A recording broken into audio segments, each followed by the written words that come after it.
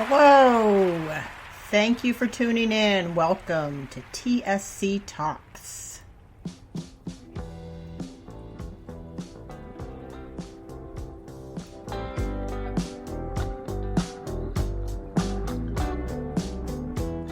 We are the source cannabinoids inspired by the condition known as tuberous sclerosis complex. My name is Jill Woodworth and I am your host. Welcome to our 420 special podcast compilation put together by Lisa Larson. I'm here to intro this. We have 4 of our past guests that we've pulled out pieces of their podcast that are particularly relevant to cannabinoid medicine and 420 and hopefully bringing awareness to aspects of the plant that you may not have known about or are interested in. So let's see what we've got.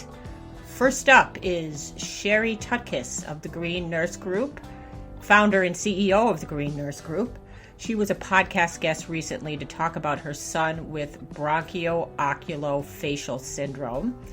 She also has had her own experience with cannabinoid medicine and coming off of multiple pharmaceuticals, having some health crises, working as a nurse in traditional medicine and in the alternative medicine fields.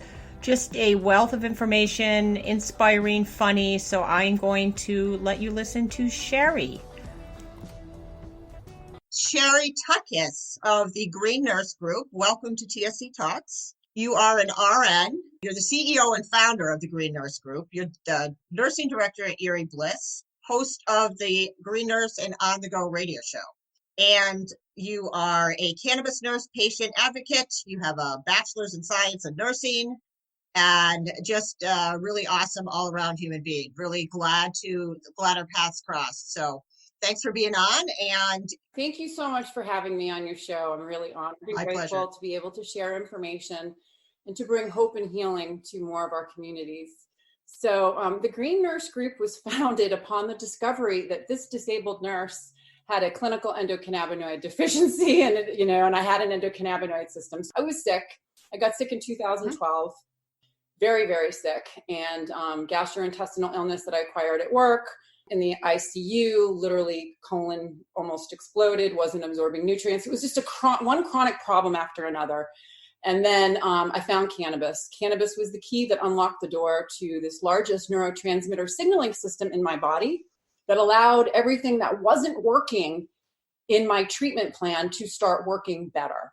And that's what I teach about. I teach about the endocannabinoid system, how we upregulate it, and how cannabinoids in plant medicine can bridge the gap from what we're not getting from traditional medicine. So with that being said, I founded the GreenNurse Group. We're a group of registered nurses. We're all holistic nurses. We're all cannabis nurses, and we're all cannabis patients. So we understand how to utilize this plant to the highest medicinal capacity, how to utilize this plant in conjunction with other holistic healing or alternative integrative, functional modalities to really help people to regulate the system to bring optimal health and wellness. One of the things that I always teach when I'm working with patients is health is not necessarily the absence of illness or disease, right? It's not. It's about doing the best that we can with what we have right here, right now, to live our best lives. I love that. Coming from the tradition, you were a registered nurse. I guess that's one thing that I am really struggling with on a daily basis is the divide between traditional and alternative medicine. And I just wanted to ask you, was it your personal experience with cannabis that made you kind of step into this space? No, as a matter of fact, it wasn't. I've always been a holistic healing nurse. So prior to me getting sick, this is the part that's interesting, is that not only did I work in the traditional system, I worked at 3 big teaching hospitals. Yeah, I was reading that. But I also had an alternative healing practice where I do energy work, Reiki, healing. I did nutraceuticals. I taught on education and nutrition. I'm a nutraceutical consultant, which is pharmaceutical grade supplements. So teaching health and wellness, working on mind, body, and spirit outside the hospital setting as another way to educate the community on different holistic tools. So, nutrition, aromatherapy, essential oils, energy work. So all of these other tools were already in my life. So when I got sick, not only did I do what the traditional system told me to do, I did everything that the doctors told me to, but I also embarked upon that holistic healing trajectory at the same time in hopes that both the traditional and the holistic alternative would work in conjunction together. What happened was that didn't happen. If you had said it happened, I'd be like, no. Well, tell me how. So when I present in my cases, case studies, when I'm presenting to people, I use myself as a case study because basically prior to me getting ill, I had a history of migraine headaches, ADHD, and anxiety. Okay. So that was managed with traditional medicine.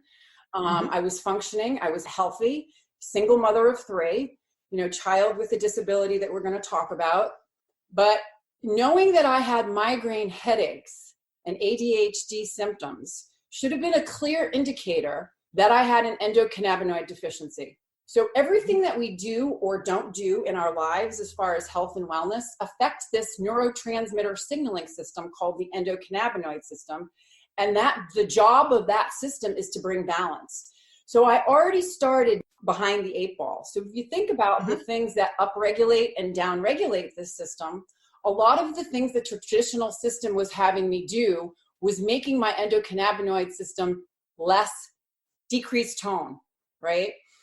So here's the things that dysregulate the endocannabinoid system. Okay.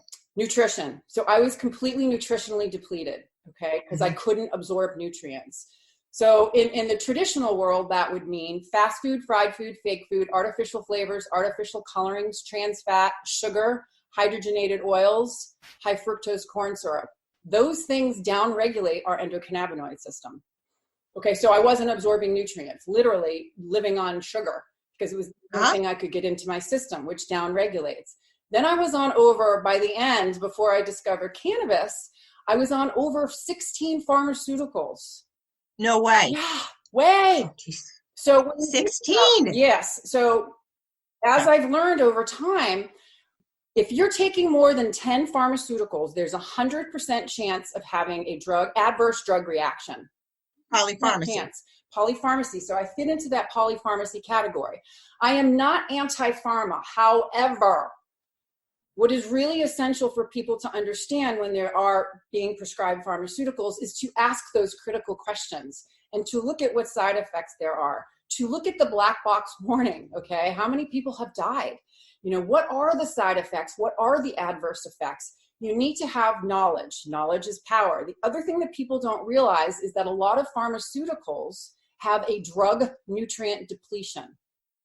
So there are such charts, and we have one at the GreenNurse group, of what pharmaceuticals deplete your body of nutrients and what nutrient is being depleted. Because it is essential that if you are a patient with chronic illness and you're taking multiple pharmaceuticals, that you know the nutritional deficiencies that could potentially exist. So you could eat those foods and take those supplements to counteract or mitigate those effects. I need to find that. That's great. Yeah. So basically, things that upregulate, all of the things that we've been telling people all along, health and wellness tools, things that upregulate the endocannabinoid system is healthy diet, healthy nutrition, okay? Supplements, Ayurvedic herbs or adaptogens, exercise, motion is the lotion. When we work out, we stimulate our endocannabinoid system to release the anandamine, which is the Bliss-like molecule that mimics THC. Right? So exercise, meditation, yoga is amazing. We talked about yoga. Yoga is meditation, movement, motion, grounding, present, mindfulness. This all upregulates the endocannabinoid system. So there's a ton of different things that can upregulate it besides the plant. Thank you so much, Sherri. Up next on our podcast, Keith is an attorney and founder of the National Organization for the Reform of Marijuana Laws. Keith takes us on a walk through his history with the marijuana legislation movement in this country as one of the founding fathers on the podcast. This is a sample. Thanks again. Take it away, Keith. why don't you just start off, introduce yourself and tell me a little bit about your life, wherever you'd like to start. I'm a 75-year-old public interest lawyer based in Washington, D.C. I came out here in 1965 to go to Georgetown Law School and never left. So I guess it's fair to say that I'm a government junkie or a groupie. I think most of us who live in Washington, D.C. are a little more focused on politics than many people in the rest of the country. And when I came out, it was at the height of the anti-Vietnam War movement. And I was in that generation that was totally impacted. My entire life was changed because of the war in Vietnam and our efforts to stay out of it. Frankly, I ended up being what was called at the time a draft dodger or a draft evader or a draft avoider. They had all kinds of names. They weren't all kinds.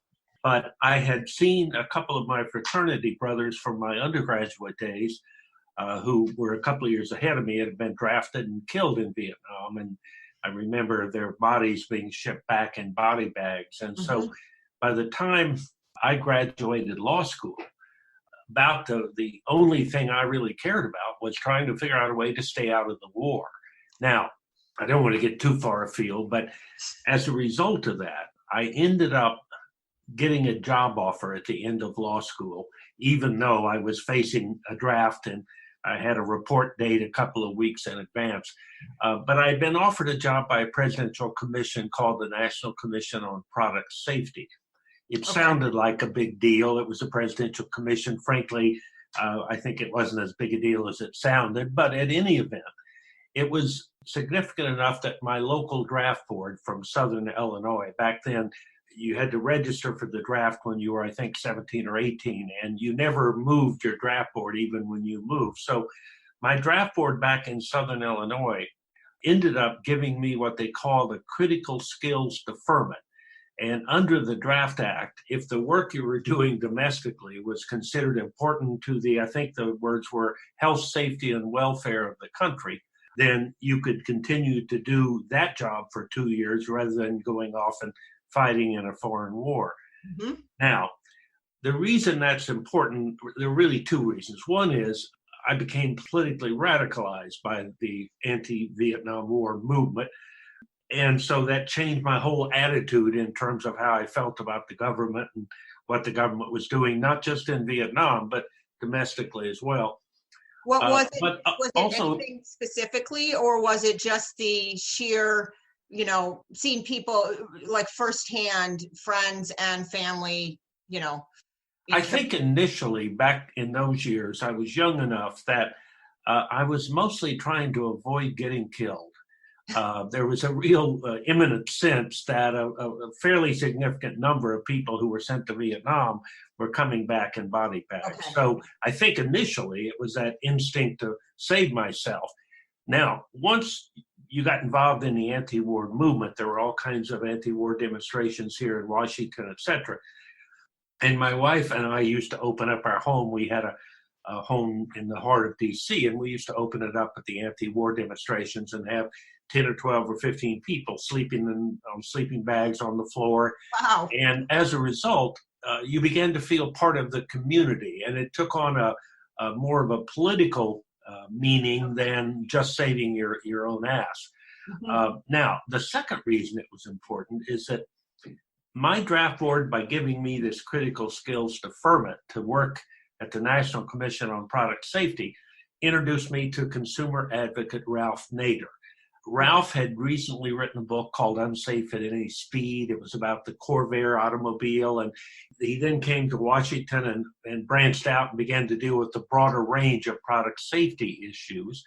And he was the first person I knew anyway who considered himself a public interest attorney. I didn't know that expression at the time.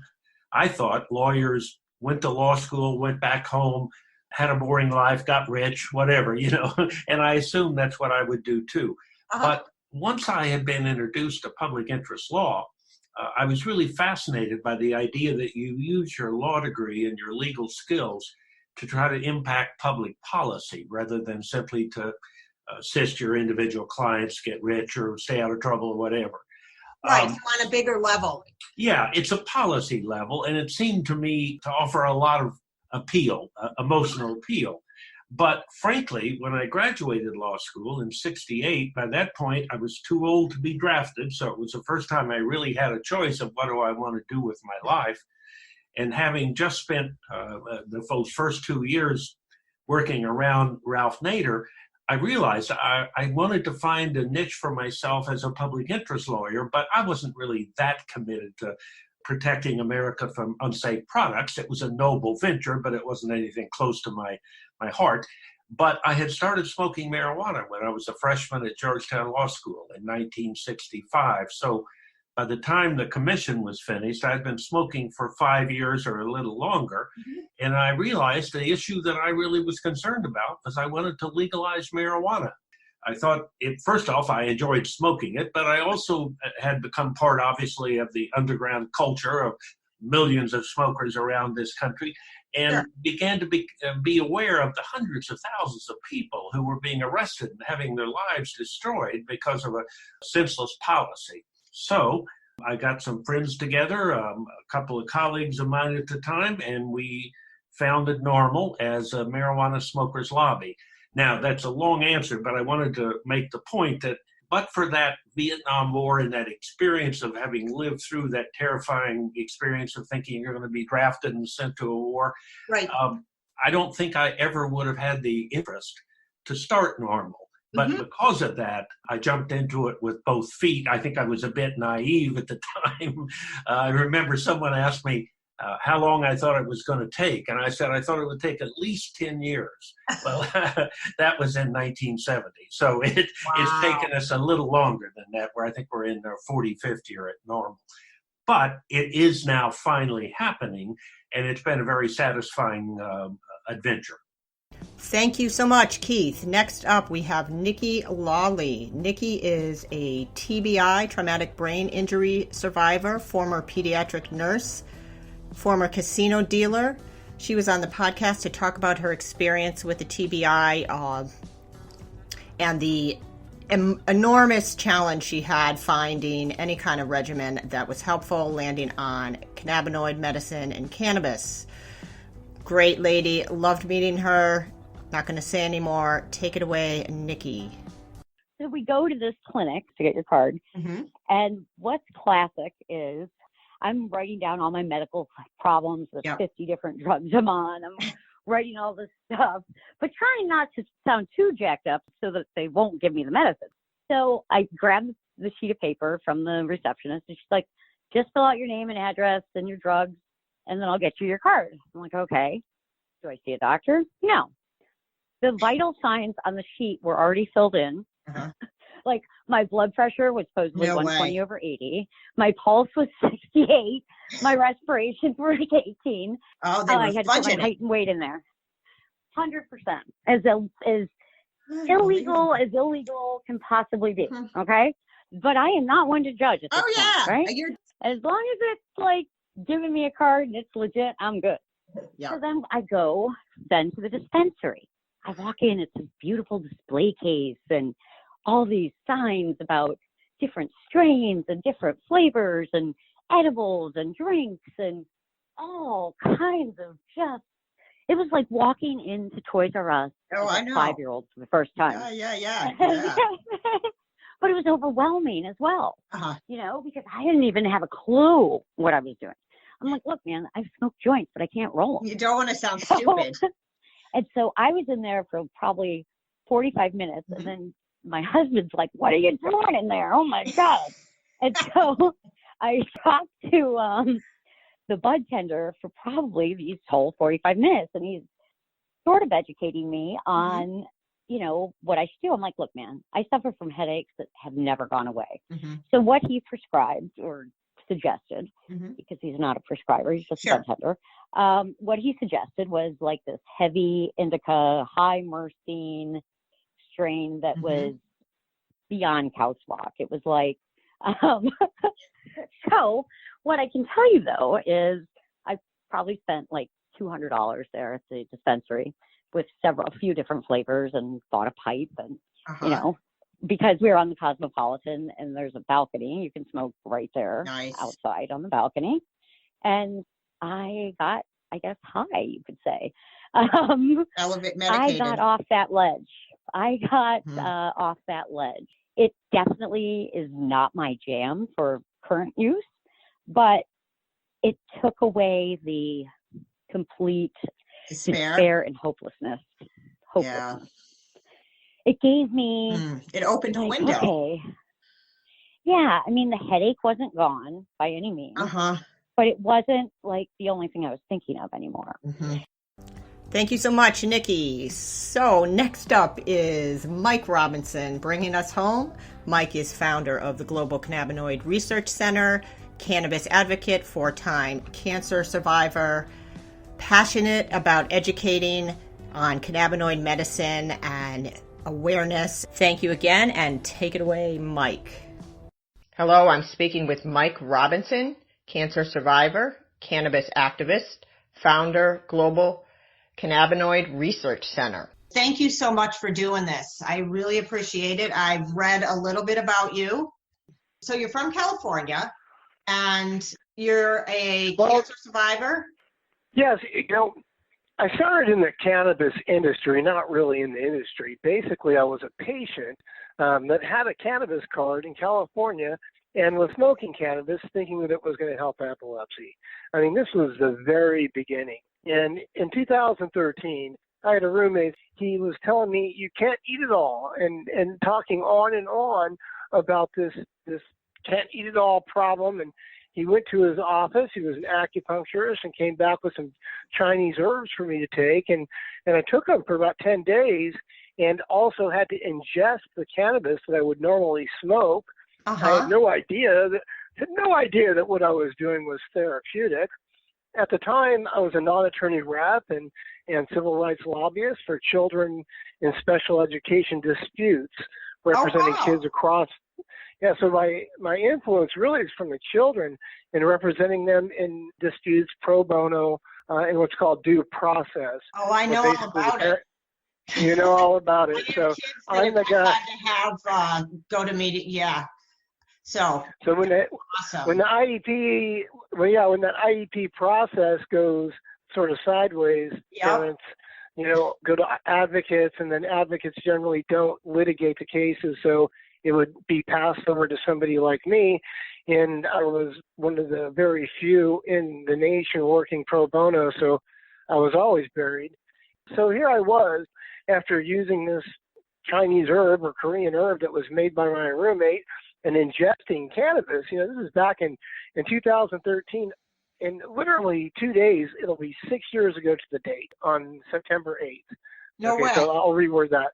Yeah, so on September 8th, it'll be 6 years ago to the date that Henry, as we called him, my roommate, gave me these little herbal balls that were actually CBD.